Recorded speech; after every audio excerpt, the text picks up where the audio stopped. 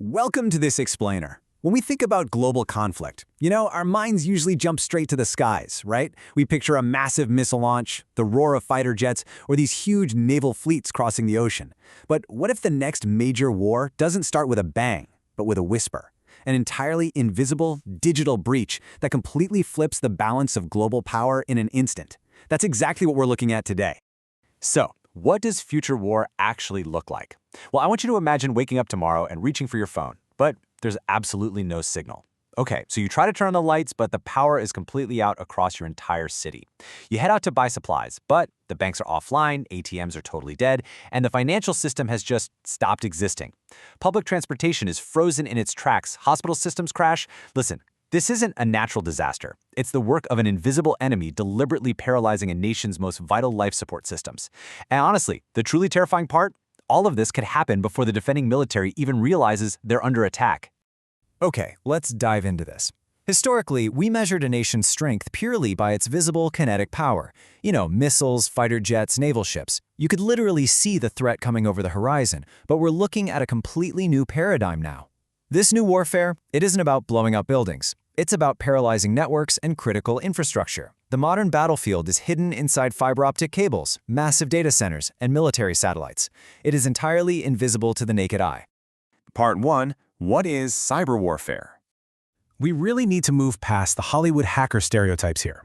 Nation-state cyber warfare isn't about stealing your credit card data or leaking some embarrassing emails. No, the core objective is total system paralysis.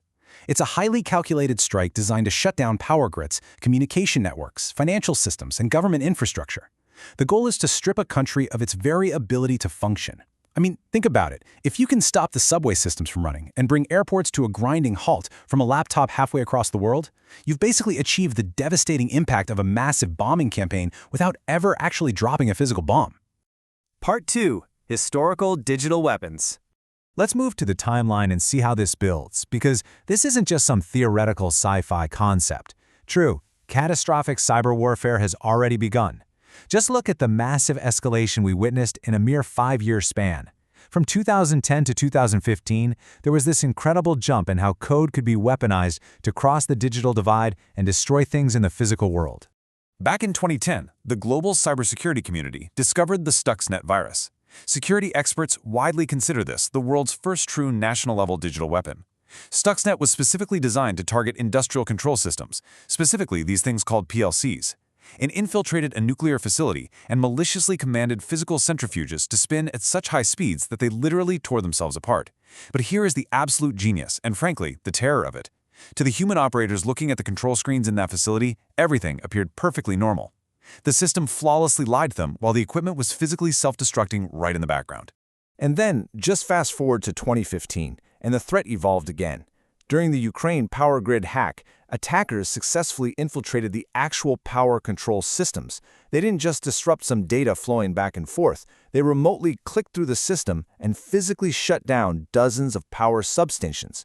Hundreds of thousands of people were instantly plunged into the darkness and freezing conditions. This was a real wake-up call. It proved without a shadow of a doubt that remote hackers can reach right through their screens and paralyze the real world. Part 3. The terrifying change of AI. So the crucial point is how AI completely changes the math on all of this. It brings 3 massive, terrifying advantages to this digital battlefield. First, AI can instantly and automatically find vulnerabilities. Instead of a human hacker spending months manually analyzing code, an AI can cross-reference millions of lines of code with global vulnerability databases in literal seconds, generating a custom attack method on the fly. Second, AI can auto-attack 24/7.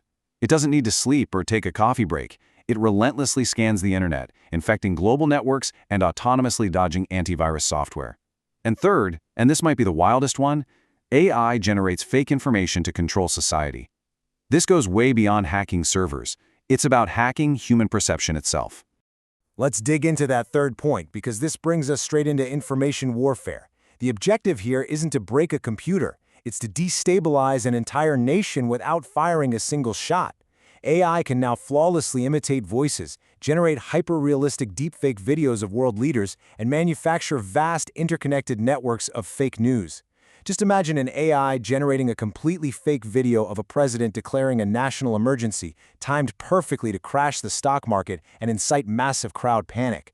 If you can make the public completely lose trust in their government and plunge society into chaos, well, you can destabilize a country from the inside out. No physical weapons required. Part 4. Fully automated future. Take a look at this number. Billions. That's a lot, right? And it's not an exaggeration. Right now, there are billions of connected IoT devices globally. We're talking about the security camera on your front porch, the Wi-Fi router in your living room, maybe even your smart fridge. AI botnets are capable of autonomously hijacking these incredibly common, usually very insecure devices and linking them all together into a massive, synchronized digital army controlled by a single AI entity. That means your everyday household electronics could literally be drafted into a global cyberstrike. Crazy, right? And this leads us to a truly terrifying endgame scenario happening right now inside global security operations centers. On one side, we have attackers deploying AI to scan, adapt, and strike at literal light speed. On the other side, defenders are fundamentally forced to rely on AI just to survive. Human reflexes are simply too slow. I mean, if an attack unfolds in a matter of milliseconds, a human being cannot analyze the threat and type in a defense in time. It ultimately becomes a war of AI versus AI, moving at a pace so incredibly fast across global networks that human operators are essentially just locked out of the fight. They're just watching it happen. Part 5. The most dangerous question. We absolutely have to ask this anchoring question. What if AI starts making its own decisions? If an AI defense system is programmed to protect a nation's critical infrastructure at all costs, and we already know it acts way faster than humans can even monitor, what happens when it's given the autonomy to respond to a perceived threat?